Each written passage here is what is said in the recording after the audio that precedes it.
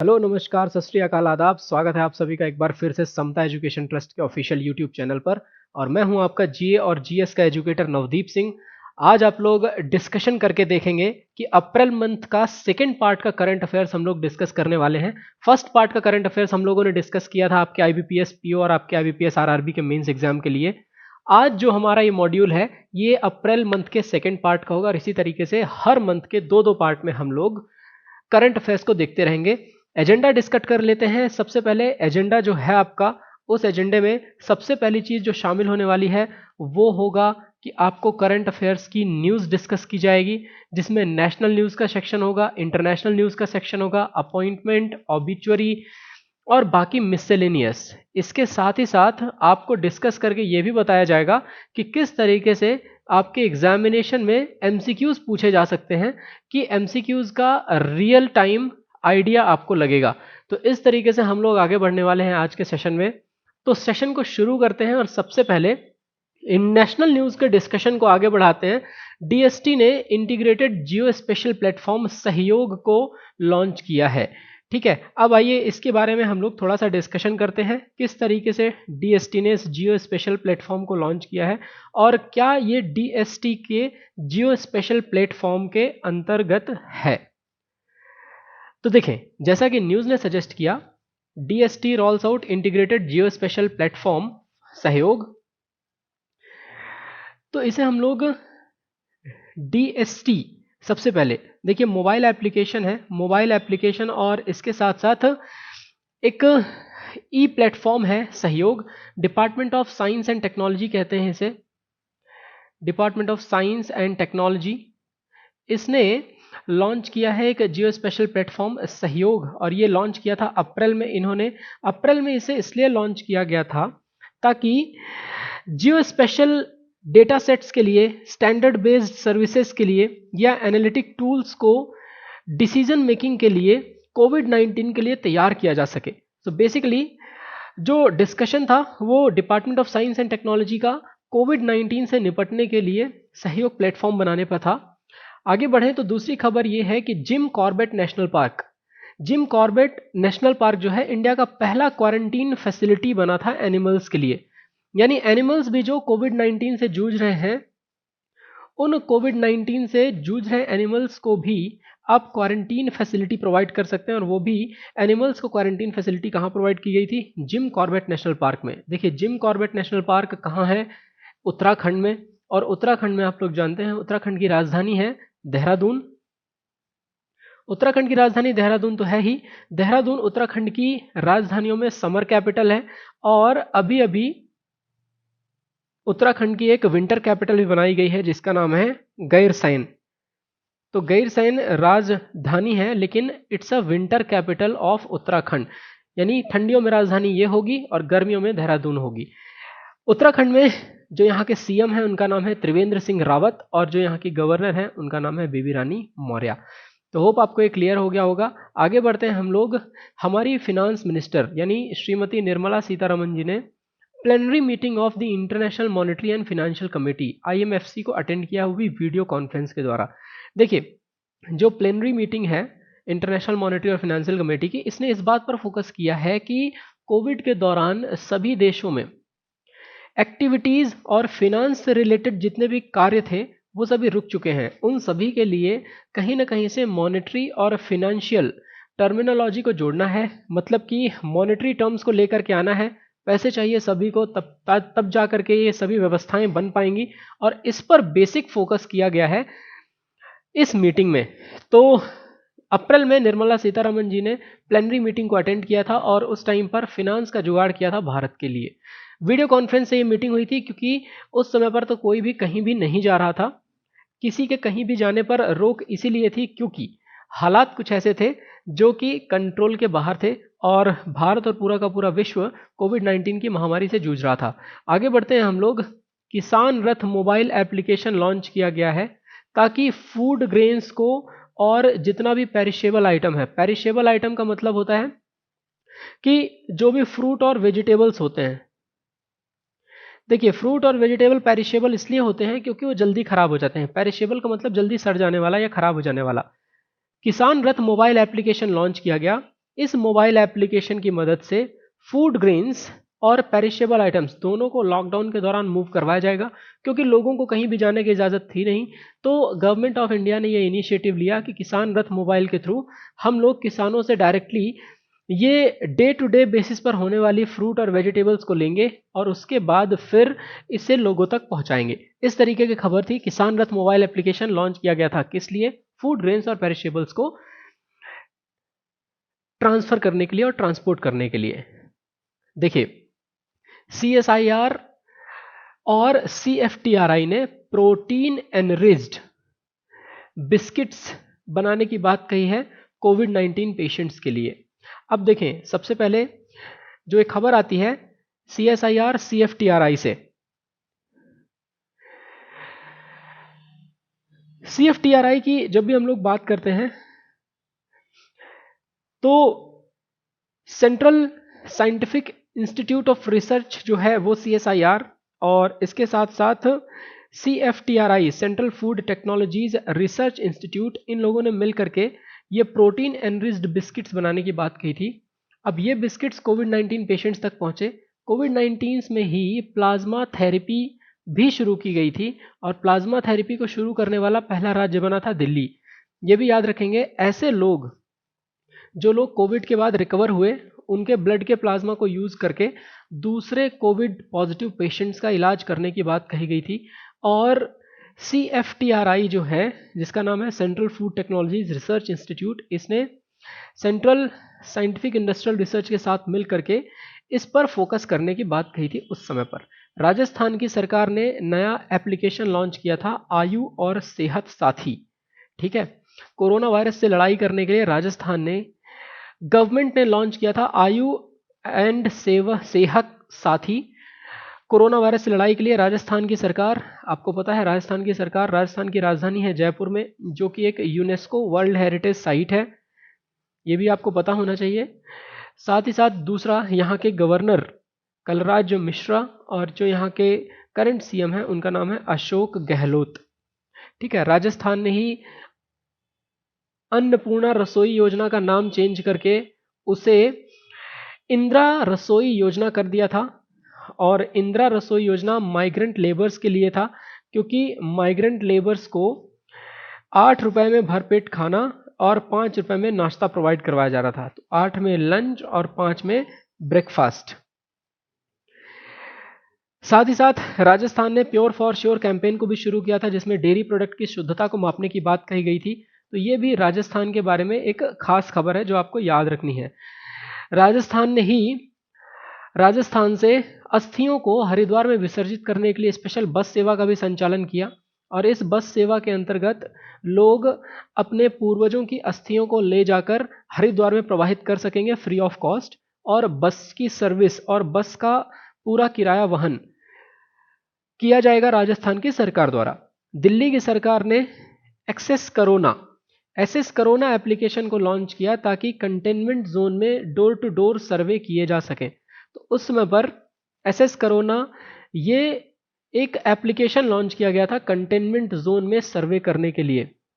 साथ ही साथ ग्लोबल प्रेस फ्रीडम इंडेक्स की बात करें तो ग्लोबल प्रेस फ्रीडम इंडेक्स में इंडिया की रैंक 2 स्थान और खिसक गई है। पहले 140वें पर था और अब भारत में प्रेस फ्रीडम इंडेक्स रैंकिंग देखें तो 142वें नंबर पर है। टॉप पर है नॉर्वे और सबसे नीचे है नॉर्थ कोरिया, क्योंकि आपको पता है north Korea is ruled by Kim Jong Un, और किम जोंग उन के जगह पर जितना भी मीडिया है वो सभी किम जोंग उन का ही माउथपीस है। तो ग्लोबल प्रेस फ्रीडम इंडेक्स में इंडिया की रैंकिंग है 142। आगे बढ़ते हैं। कर्नाटका की सरकार ने लॉन्च किया है अप्तमित्र हेल्पलाइन के माध्यम से कोविड-19 को फाइट करने में मदद मिलेगी। कर्नाटका की सरकार की हम लोग जब भी बात करते हैं, देखिए कर्नाटका की गवर्नमेंट, सबसे पहले कर्नाटका की राजधानी कहाँ है? बेंगलुरु। कर्नाटका के जो CM हैं उनका नाम है BS येदुरप्पा, और कर्नाटका के जो गवर्नर हैं उनका नाम है वजुभाई वाला। तो ये 3 चीज़ें हैं जो आप याद रखिए। दूसरा, कर्नाटक IT हब के रूप में जाना जाता है और कर्नाटक का बेंगलोर शहर IT हब के रूप में विकसित भी हुआ है। कर्नाटक की सरकार ने अपतमित्र एप्लीकेशन, ये हेल्पलाइन के माध्यम से कोविड-19 जितने भी लोग इससे जूझ रहे थे या जितने भी लोगों को इसके लक्षण थे उन सभी को मदद की। इसके साथ ही साथ HRD मिनिस्टर ने लॉन्च किया था my book my friend campaign. Lockdown के समय पर लोगों को ज़रूरत थी कि वो कुछ पढ़ें और कुछ पढ़ने से ही कहीं ना कहीं विकास उनके शारीरिक तौर पे, मानसिक तौर पे होगा ही होगा। HRD मिनिस्टर यानी उस समय पर, जो कि अब मिनिस्ट्री ऑफ एजुकेशन के नाम से हो चुकी है, HRD मिनिस्टर हैं रमेश पोखरियाल निशंक।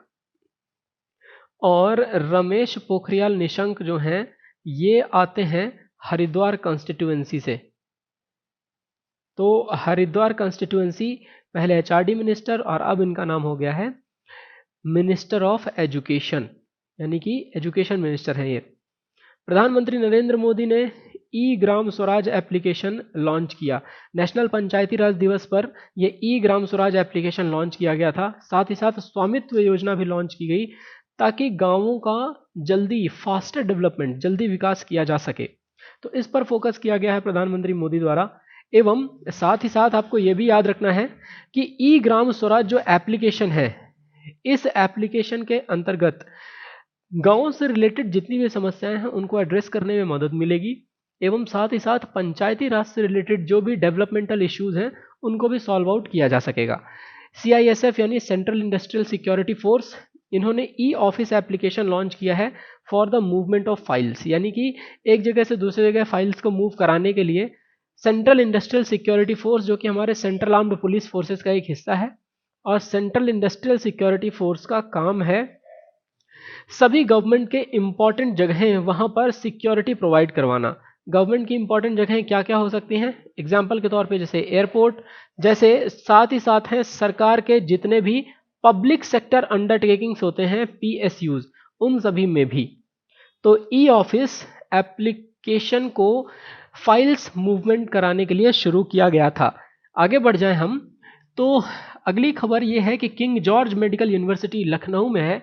ये पहला गवर्नमेंट हॉस्पिटल है जिसने प्लाज्मा थेरेपी को ट्रीटमेंट के तौर पर लॉन्च किया था। तो देखिए, प्लाज्मा थेरेपी पर हम ऑलरेडी बात कर चुके हैं दिल्ली की, और साथ ही साथ प्लाज्मा थेरेपी ट्रीटमेंट को शुरू किया था किंग जॉर्ज मेडिकल यूनिवर्सिटी ने लखनऊ में। मैंने कहा था आपको कि जो व्यक्ति, सबसे बड़ा प्लाज्मा थेरेपी का सेंटर दिल्ली में बना है, और साथ ही साथ जो व्यक्ति कोरोना वायरस से रिकवर करके ठीक हुआ है उसे, उसके ब्लड में जो प्लाज्मा है उस प्लाज्मा से दूसरे पॉजिटिव लोगों का, कोरोना वायरस से पॉजिटिव लोगों का थेरेपी की जा सकती है और इससे उनकी हेल्प भी हो जाएगी। तो इस तरीके से किंग जॉर्ज मेडिकल यूनिवर्सिटी ने लखनऊ में काम किया। वर्ल्ड बैंक ने टाई अप किया है ऑल इंडिया मेडिकल एसोसिएशन के साथ ताकि एक वर्चुअल वर्कशॉप ऑर्गेनाइज किया जा सके, contract management during emergency situations. ठीक है, तो जो हमारे यहाँ AIMA है उसके साथ मैनेजमेंट ड्यूरिंग इमरजेंसी सिचुएशंस पर एक वर्कशॉप ऑर्गेनाइज की गई थी वर्ल्ड बैंक द्वारा। ठीक है, वर्ल्ड बैंक आप जानते हैं, वर्ल्ड बैंक का हेडक्वार्टर्स कहाँ है? It's in Washington DC। ठीक है, और ये अकेला है ऐसा ऑर्गेनाइजेशंस में जिसके आगे वर्ल्ड लगा हुआ है और इसका हेडक्वार्टर्स जिनेवा में नहीं है। ठीक है, आगे बढ़ते हैं हम लोग और बढ़ करके डिस्कस करते हैं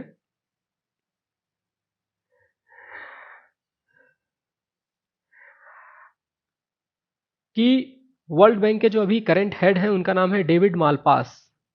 ये भी याद रखिएगा, David Malpass is the current head, और इसकी स्थापना की गई थी जुलाई 1944 में। इनके फाउंडर्स बहुत ही स्पेशल, बहुत ही फेमस इकोनॉमिस्ट थे जिनका नाम था जॉन मेयर्ड कीन्स। आगे बढ़ते हैं, NTPC ने लॉन्च किया है हाइड्रोजन फ्यूल बस और कार प्रोजेक्ट लेह और नई दिल्ली के लिए। देखिए, हाइड्रोजन बस और कार प्रोजेक्ट जो है, इस प्रोजेक्ट के अंतर्गत पॉल्यूशन को कम करने की बात कही गई है। पॉल्यूशन जो है, पॉल्यूशन एक इस तरीके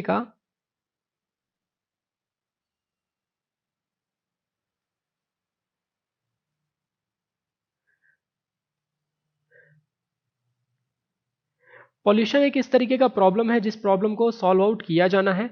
और लेह और स्पेशली नई दिल्ली दो ऐसी जगह हैं एक तो लेह है जहां पर इनसफिशिएंट ऑक्सीजन है for combustion of the IC engine, और दूसरा जो न्यू दिल्ली है वो एक ऐसी जगह है जहां पर बहुत ज़्यादा पोल्यूशन बढ़ रहा है, उसको भी कंट्रोल करने की ज़रूरत है। नेशनल थर्मल पावर कॉरपोरेशन ने हाइड्रोजन फ्यूल बस को लॉन्च इसीलिए किया है ताकि दोनों ही जगहों पर कम से कम कार्बन का उत्सर्जन किया जाए, कार्बन के उत्सर्जन के साथ साथ कम से कम वहां पर प्रॉब्लम्स को, या जो पॉल्यूशन से रिलेटेड प्रॉब्लम्स हैं उन पॉल्यूशन से रिलेटेड प्रॉब्लम्स को देखा जाए।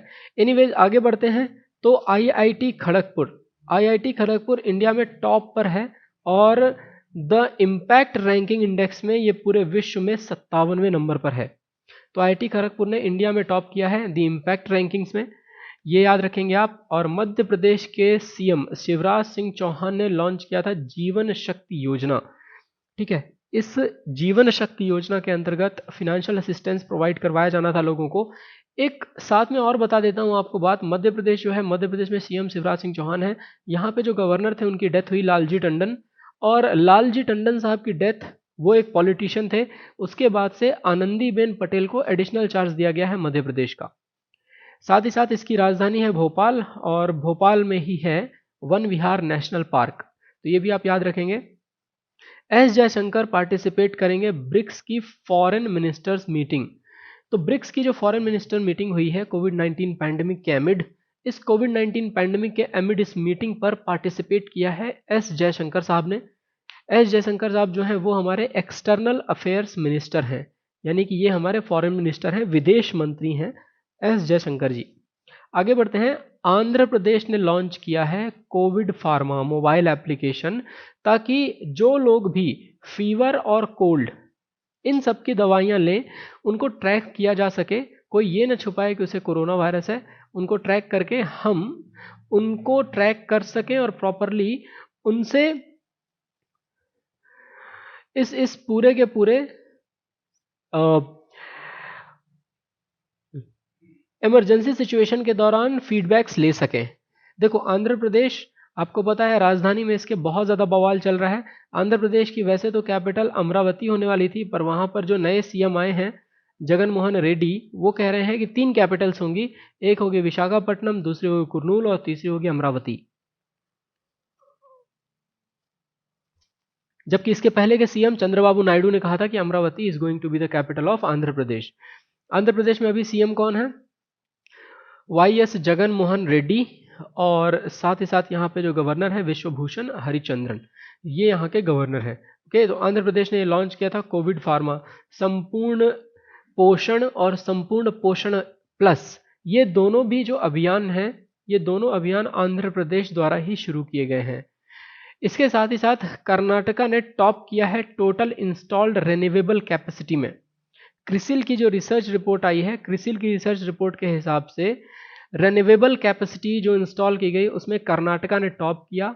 और कर्नाटका, क्रिसिल जो है, क्रिसिल एक क्रेडिट रेटिंग एजेंसी है। इस क्रेडिट रेटिंग एजेंसी का काम है कंपनीज को उनके सिक्योरिटीज परचेज किए जाने के हिसाब से क्रेडिट पर रेट करना। सो CRISIL is a company that rates companies in order to on the basis of they purchase back their securities। और दूसरी और ख़ास बात यह है कि इंडियन मेट्रोलॉजिकल डिपार्टमेंट ने 169 नए ट्रॉपिकल साइक्लोन्स के नाम को नॉर्थ इंडियन ओशन में रजिस्टर कर लिया है। तो साइक्लोन्स का होता क्या है कि जब तूफान आते हैं या साइक्लोन्स आते हैं, तो साइक्लोन्स के आने के टाइम पर ऑलरेडी उनके नाम पहले से ही डिसाइड किए जाते हैं, और पहले से ही डिसाइडेड नामों के हिसाब से उनके नाम रखे जाते हैं। तो 169 नए आने वाले साइक्लोन्स के नाम ऑलरेडी पहले से ही डिसाइड कर लिए गए हैं, और इसी डिसाइड के हिसाब से उनको आगे आगे चल के नामित किया जाएगा। आगे बढ़ते हैं हम लोग, तो डिस्कस करते हैं कि एशिया इंटरनेशनल मॉनेटरी फंड के हिसाब से 0% ग्रोथ रेट दिखाने वाला था 2020 में, ऐसा इन्होंने इंटरनेशनल मॉनेटरी फंड ने कहा। 27 दिसंबर 1945 को स्थापना हुई थी आईएमएफ की, ठीक है। और इंटरनेशनल मॉनेटरी फंड जो है, इंटरनेशनल मॉनेटरी फंड एक तरह का मॉनेटरी बॉडी है, जिस मॉनेटरी बॉडी का काम है पूरी दुनिया को लोन प्रोवाइड करना, और जो भी मेंबर कंट्रीज हैं उन सभी मेंबर कंट्रीज को प्रॉपरली असिस्ट करना। इसका भी हेडक्वार्टर्स वॉशिंगटन डीसी में है। भारत की तरफ से इसकी जो चीफ इकोनॉमिस्ट हैं वो हैं गीता गोपीनाथ, ये याद रखेंगे, Gita Gopinath is the chief economist from Indian side. और इसकी जो करंट चेयरपर्सन है, इसकी चेयरपर्सन एंड मैनेजिंग डायरेक्टर वो हैं Kristalina Georgieva. Kristalina Georgieva 189 countries international monetary fund के अभी भी मेंबर्स हैं। तो एशिया की ग्रोथ रेट इन्होंने 0% प्रोजेक्ट की थी 2020 में। आगे बढ़ते हैं तो साउथ कोरिया के रूलिंग पार्टी के प्रेसिडेंट थे मून जे इन। मून जे इन ने दोबारा जनरल इलेक्शंस जीते इस कोविड-19 पैंडेमिक के दौरान। साउथ कोरिया राजधानी आपको पता है Seoul. Seoul is the capital of South Korea. And what is the currency of South Korea? देखिए, साउथ कोरिया की जो करेंसी है वो है वॉन, ये याद रखेंगे, won is the currency of South Korea. तो साउथ कोरिया में मून जे इन, इन्होंने जनरल इलेक्शंस को वहां पर जीत लिया है और वापस से कोविड-19 के इस पैंडेमिक के दौरान अपनी सीट पर काबिज हो गए हैं। आरबीआई की 3 महीने की ईएमआई मोरेटोरियम 2.1 लाख करोड़ रुपए लिक्विडिटी कंपनीज को प्रोवाइड करवाने वाले हैं। अब देखिए मोरेटोरियम क्या है? मोरेटोरियम का मतलब ये होता है कि ऐसा पीरियड जिसमें बैंक को कुछ ना मिल रहा हो, ठीक है, तो वो मोरेटोरियम कहलाता है। तो बैंक को जब कुछ नहीं मिलता है वो कंडीशन बनती है जहां पर या तो किसी ने मना किया हुआ है कस्टमर को लोन रीपे करने से, या तो लोन को रीपे करने में कस्टमर को कोई प्रॉब्लम आ रही है, या कस्टमर इंसॉल्वेंट हो चुका है। एनीवेज, सरकार द्वारा एक रिलैक्सेशन प्रोवाइड करवाया गया था रिगार्डिंग द ईएमआईज, और ये जो रिलैक्सेशन प्रोवाइड करवाया गया था ये इंसॉल्वेंसी की कंडीशन को नहीं दर्शाता। आरबीआई का जो 3 महीने का ईएमआई मोरेटोरियम पीरियड था, इस मोरेटोरियम पीरियड में कंपनीज को लिक्विडिटी प्रोवाइड की गई, यानी कंपनीज को 2.1 लाख करोड़ रुपए की राहत मिली है। आगे बढ़ते हैं, श्रीलंका ने 400 मिलियन की डेट स्वैप फैसिलिटी आरबीआई से साइन की है ताकि उनकी शॉर्ट टर्म फाइनेंशियल नीड्स को कंप्लीट किया जा सके। देखो, डेट स्वैप फैसिलिटी का मतलब क्या होता है? स्वैप फैसिलिटी का मतलब होता है एक्सचेंज, इंटरचेंज। तो डेट का मतलब होता है उधार, ठीक है। उधार का मतलब जैसे आप लोन समझ सकते हैं, एक उधार के तौर पर लिया जाता है, वैसे ही तो ये 400 मिलियन की debt swap facility Reserve Bank of India ने श्रीलंका को देने की बात कही। आगे, ईरान ने अपना पहला मिलिट्री सैटेलाइट लॉन्च किया जिसका नाम है नूर, वो भी ऑर्बिट में गया। ईरान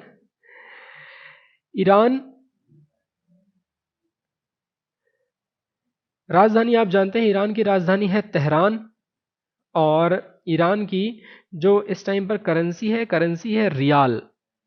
ये आप याद रखिएगा, ईरान की राजधानी है तेहरान और ईरान की करेंसी है रियाल। ईरान एक शिया पॉपुलेटेड स्टेट है, मतलब मुस्लिम्स में जो शिया पॉपुलेशन है वो सबसे ज़्यादा ईरान में ही रहती है।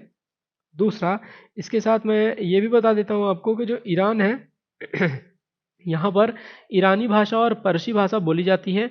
Unitary communist presidential Islamic Republic ये एरिया है, ठीक है।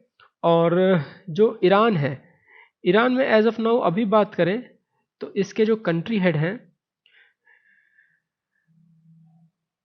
वो कंट्री हेड हैं गवर्नमेंट में unitary communist presidential Islamic Republic के, जिनका नाम है हसन रूहानी, ये प्रेसिडेंट है, ठीक है, ये याद रखिएगा,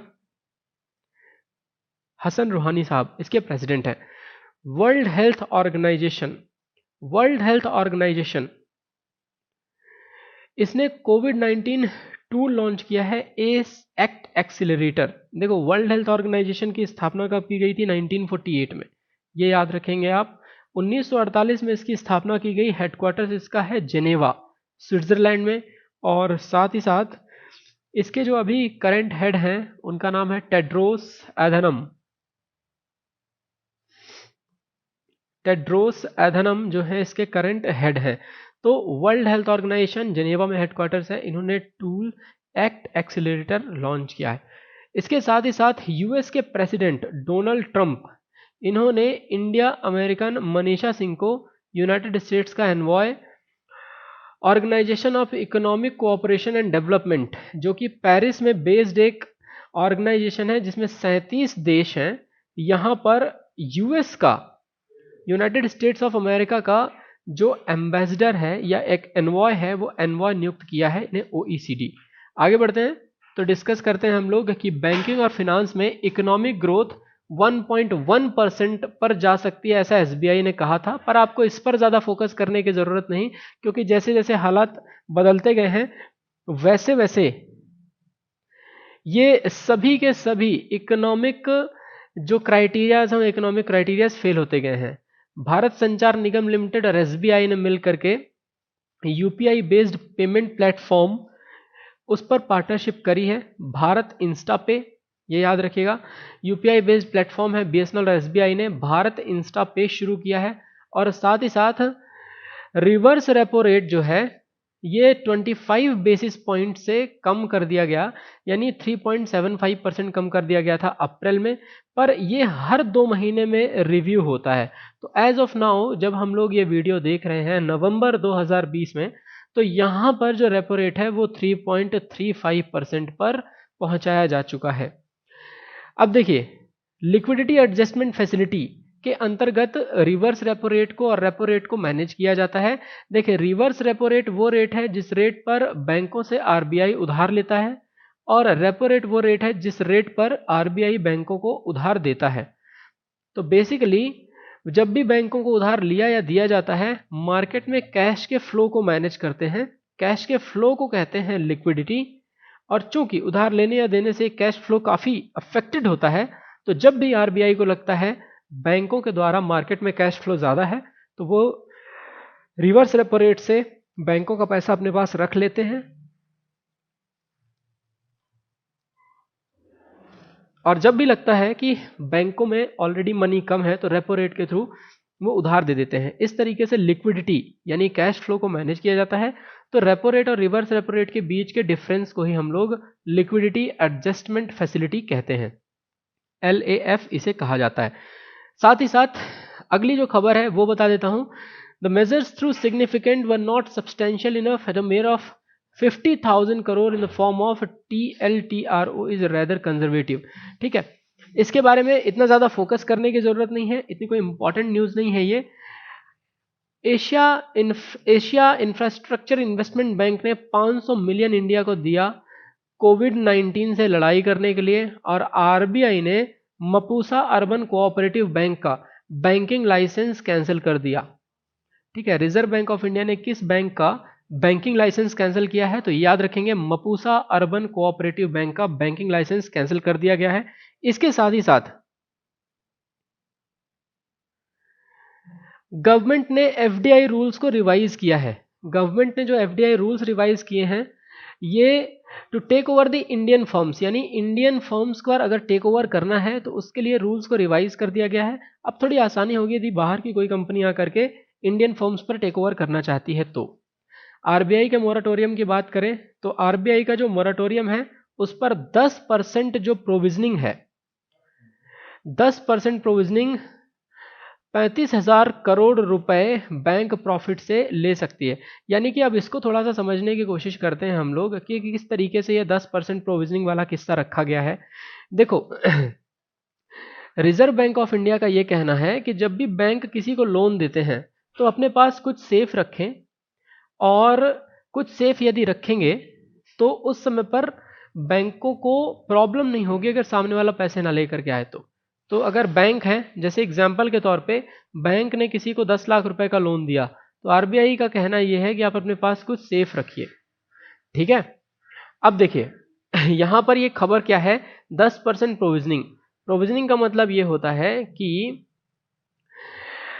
बैंकों को जो अमाउंट सेफ रखना है वो अमाउंट एक प्रोविजन अकाउंट में उठा करके सेफ रखना है, और प्रोविजन अकाउंट में जो बैंक अमाउंट सेफ रखेंगे, इस अमाउंट का यूज़ वो आगे चल के या तो इसी लोन की भरपाई करने में या तो फिर अपनी सेविंग्स के तौर पर इस्तेमाल कर सकते हैं। तो देखिए, 10% प्रोविजनिंग जो है उन 35,000 करोड़ रुपए बैंक का प्रॉफिट सेव किया है। ठीक है, तो बैंक्स जो है वो अपने प्रॉफिट का फॉर्म सेव करके रखते हैं। आगे बढ़ते हैं हम लोग। TVS मोटर ने आइकॉनिक ब्रिटिश कंपनी नॉर्टन को एक्वायर कर लिया है, यानी TVS मोटर्स ने उसे खरीद लिया है। साथ ही साथ फेसबुक ने 9.99% रिलायंस जियो में स्टेक्स खरीदे हैं 43,574 करोड़ रुपए में। तो फेसबुक ने इन्वेस्टमेंट किया है रिलायंस के जियो में। पेटीएम का पेमेंट बैंक है, पेटीएम के पेमेंट बैंक ने पार्टनरशिप करी है मास्टर कार्ड के साथ ताकि डेबिट कार्ड्स लॉन्च किए जा सके। और फिच रेटिंग्स जो है उन्होंने इंडिया की ग्रोथ रेट 0.8% पर ड्रिप करते हुए देखी है फ्रॉम एस्टिमेटेड 4.9%। तो इस तरीके से थोड़े हाल खराब है भारत की जीडीपी के, लेकिन आपको जीडीपी ग्रोथ रेट पर ज़्यादा फोकस करने की ज़रूरत नहीं है। यही जो फिच रेटिंग्स हैं, यही फिच रेटिंग्स आपको जुलाई में कुछ और मिलेंगी, फिर दिसंबर में कुछ और मिलेंगी, तो don't worry about them. India की जीडीपी जो है वो लाइकली 0.9% से 1.5% तक ग्रो करने वाली है, ऐसा कॉन्फेडरेशन ऑफ इंडियन इंडस्ट्री का कहना है। परंतु ये खबर भी उतनी ज़्यादा महत्वपूर्ण नहीं है जो आपके एग्जामिनेशन पॉइंट ऑफ व्यू से पूछी जाए। इसी तरीके से इंडिया का फॉरेक्स रिजर्व बढ़ा है, और इंडिया के फॉरेक्स रिजर्व की बात यहाँ पर भी आप ना करें तो बेहतर, क्योंकि इंडिया का फॉरेक्स रिजर्व में चेंजेस आपको देखने को मिलेंगे। ठीक है। अच्छा, remittances to India likely to decline by 23% due to कोविड-19। रेमिटेंसेस का मतलब ये होता है कि जब भी कोई बाहर रहने वाला व्यक्ति भारत में रुपए भेजता है उसे रेमिटेंस कहते हैं। तो ये 23% से डिक्लाइन होने वाला है ड्यू टू कोविड-19। और साथ ही साथ वर्ल्ड बैंक ने 585 करोड़ रुपए का हिमाचल प्रदेश के लिए एक लोन अप्रूव किया है, और ये जो लोन है स्टेट रोड ट्रांसफॉर्मेशन प्रोजेक्ट के लिए है, HPSRTP, Himachal Pradesh state road transformation project. तो ये भी याद रखेंगे। वोडाफोन और आइडिया ने मिलकर के पेटीएम के साथ टाई अप किया है रिचार्ज साथी। अब देखो, वोडाफोन और आइडिया ने VI एक ग्रुप बना लिया है, और ये VI ग्रुप जो है ये वोडाफोन गीगानेट की बात करता है। हालांकि पेटीएम के साथ मिलकर के इन्होंने रिचार्ज साथी लॉन्च किया है।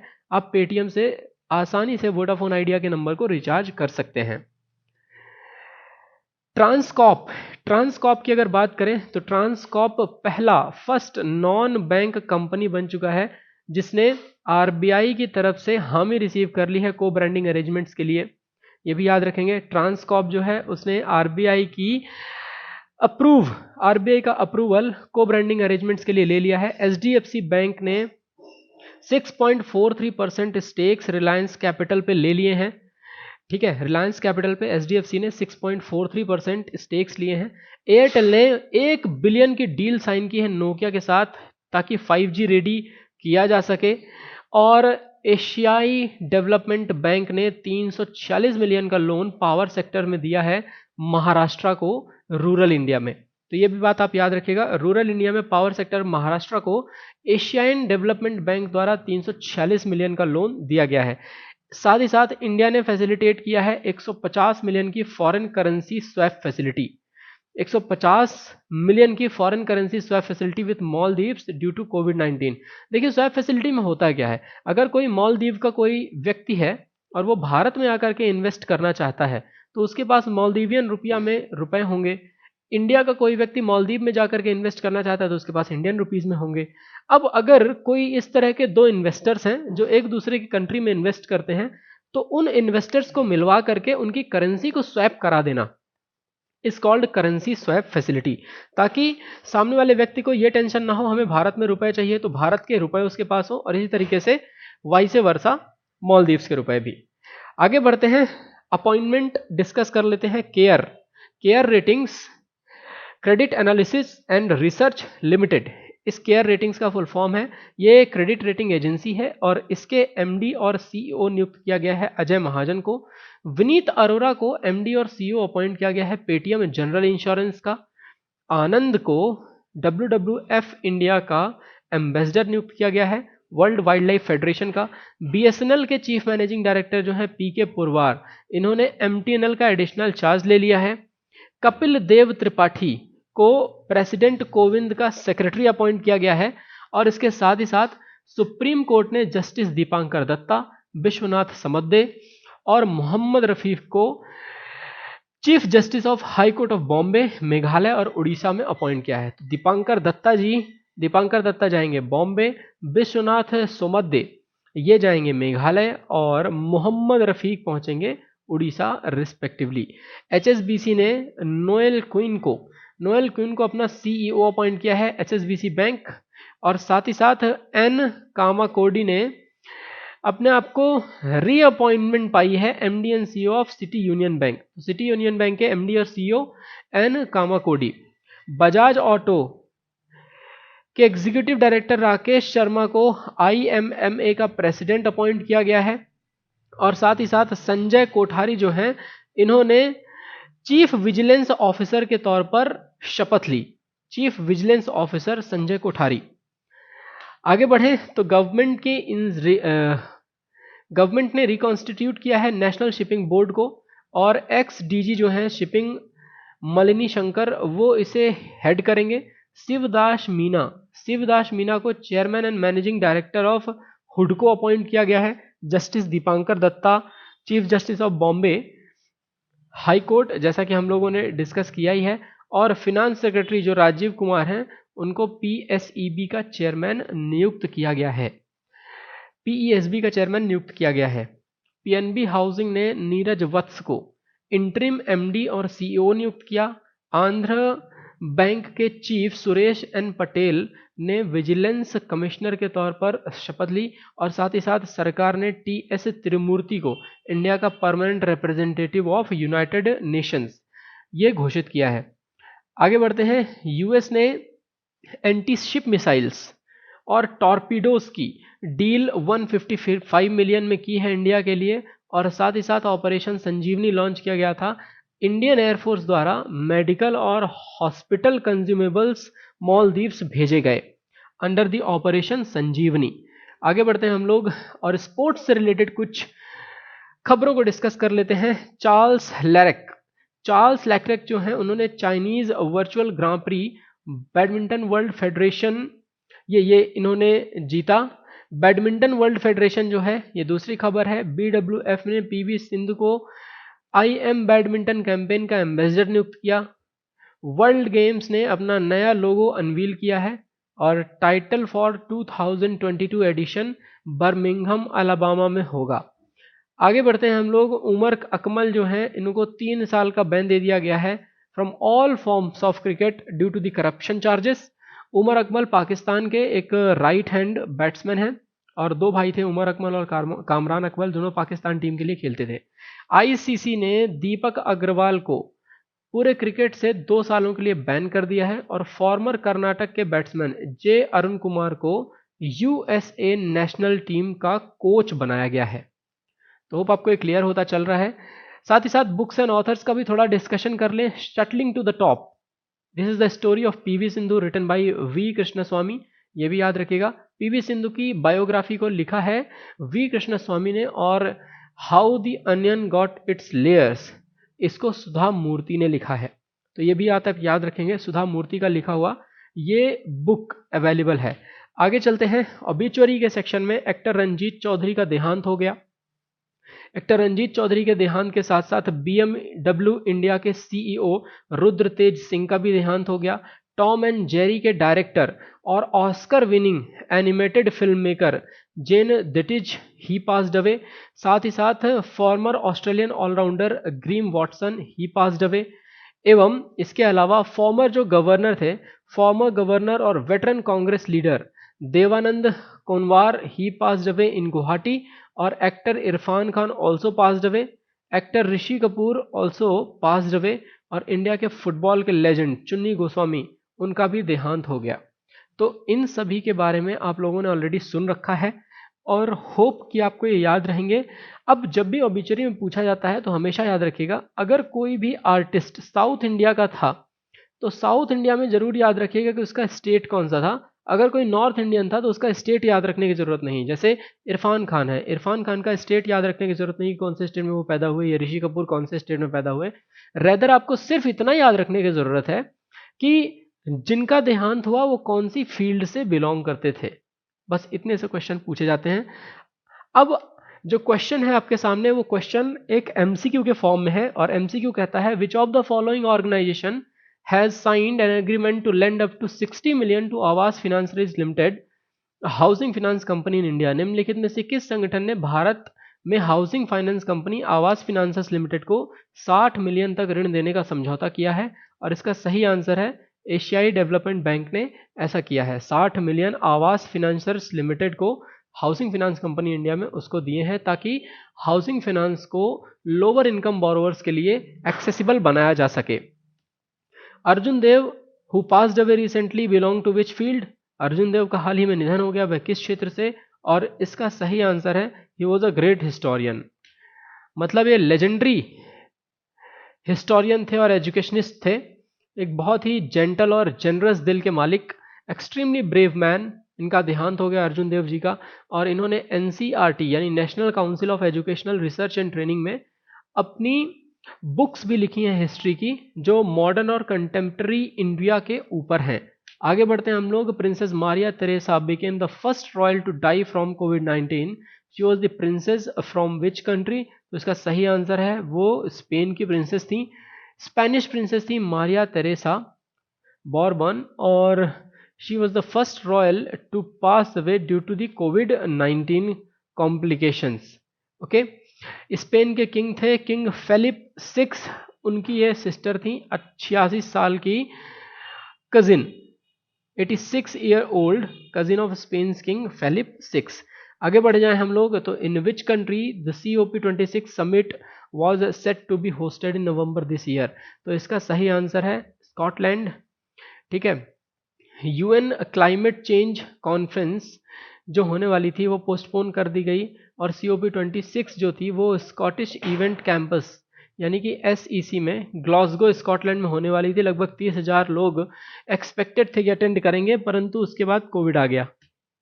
Which state government has started a project to save paper by using digital medium for administrative work? किस राज्य के सरकार ने प्रशासनिक कार्यों के लिए डिजिटल माध्यम का उपयोग करके कागज को बचाने के लिए एक परियोजना शुरू की थी? और इसका सही आंसर है नंबर 3, वेस्ट बंगाल ने ऐसा किया था। वेस्ट बंगाल ने एक एनवायरनमेंट फ्रेंडली प्रोजेक्ट पेपर को बचाने के लिए शुरू किया था, जिसमें इन्होंने कहा था कि स्टेट का सेक्रेटरीट यानी नवान्ना जिस तरीके से इस मेथड को फॉलो करता आ रहा है, ये अदर डिस्ट्रिक्ट्स में भी वैसे ही फॉलो किया जाना चाहिए। आगे बढ़ें तो गवर्नमेंट ने रिसाइकलिंग के लिए ऑल्सो प्रपोजल दिया है कि जो भी एडमिनिस्ट्रेटिव पर्पस के सारे पेपर्स हैं उनको रिसाइकल किया जा सके, और प्रोसेस को कंटिन्यूसली स्टेट सेक्रेटरीट द्वारा मॉनिटर किया जाएगा। आगे बढ़ जाते हैं, तो अक्षय ऊर्जा पोर्टल एक इनिशिएटिव है, किस यूनियन मिनिस्ट्री ने लॉन्च किया है? किस केंद्रीय मंत्रालय की एक पहल है? तो इसका सही आंसर है कि ये ministry of new and renewable energy. देखिए, ministry of new and renewable energy, नया एवं नवीनीकृत ऊर्जा स्रोत ने लॉन्च किया है इस वेबसाइट को to make information about new schemes and project presented in better manner to the stakeholders. तो जल्दी से अब आपको कमेंट सेक्शन में लिख करके बताना है कि ministry of new and renewable energy के मिनिस्टर कौन है। Who is the current minister for ministry of new and renewable energy. साथ ही साथ इस वेबसाइट के अंतर्गत ऑप्टिमाइज्ड यूजर इंटरफेस को यूज किया जा रहा है, और साथ ही फैसिलिटीज अच्छे एक्सेस के लिए प्रोवाइड करवाई जा रही हैं। आगे बढ़ते हैं हम लोग। In context with the recent approval of fixation of nutrient based subsidy NBS rates, which fertilizer has been added under the NBS scheme? पोषक तत्वों पर आधारित सब्सिडी दरों के निर्धारण को हाल ही में मंजूरी के संदर्भ में NBS योजना के तहत किस उर्वरक को जोड़ा गया है? और इसका सही आंसर है अमोनियम फॉस्फेट को। ठीक है, DAP डाई अमोनियम फॉस्फेट बहुत ज़्यादा रिक्वायरमेंट भी होती है उसकी। Cabinet committee on economic affairs ने इसे फॉस्फेटिक और पोटैशिक फर्टिलाइजर्स 2020-21 के लिए न्यूट्रिएंट बेस्ड सब्सिडी पर फिक्स किए हैं। आगे बढ़ें तो rebate of state levies, ROSL जो स्कीम है वो किस सेक्टर को सपोर्ट करने के लिए लॉन्च की गई थी? तो इसका सही आंसर है टेक्सटाइल सेक्टर को। एक्सपोर्टर्स जो हैं वो सभी लिवाइस और ड्यूटीज जो स्टेट लेवल पर पे करते हैं उनसे रिफंड पा सकते थे, और ये भी है कि जो लोग भी अपैरल और मेडअप्स बनाते हैं ये सिर्फ उन्हीं के लिए फैसिलिटी थी, रिबेट ऑफ स्टेट लिवाइस। ठीक है, और इसको फिर डिसकंटिन्यू किया गया लास्ट ईयर और रिप्लेस किया गया rebate of state and central taxes and Levi's scheme ROSCTL से 464.13 करोड़ रुपए एलोकेट किए गए थे in the line of duty. Okay, आगे बढ़ते हैं हम लोग। The union cabinet approved the inclusion of Ayush health and wellness centres component of Ayushman Bharat in which scheme? तो इसका सही आंसर है नेशनल आयुष मिशन, राष्ट्रीय आयुष मिशन के साथ मर्ज करने की बात कही भारतीय प्रधानमंत्री नरेंद्र मोदी की अध्यक्षता में केंद्रीय मंत्रिमंडल ने राष्ट्रीय आयुष मिशन में आयुष्मान भारत के आयुष स्वास्थ्य और कल्याण केंद्र घटक को शामिल करने की मंजूरी दी। इसका जो एक्सपेंडिचर होगा वो एक्सपेंडिचर लगभग 3400 करोड़ रुपए के आसपास होने वाला है और आयुष एंड वेलनेस सेंटर्स को ये 5 सालों के अंदर ऑपरेशनल बनाएगा।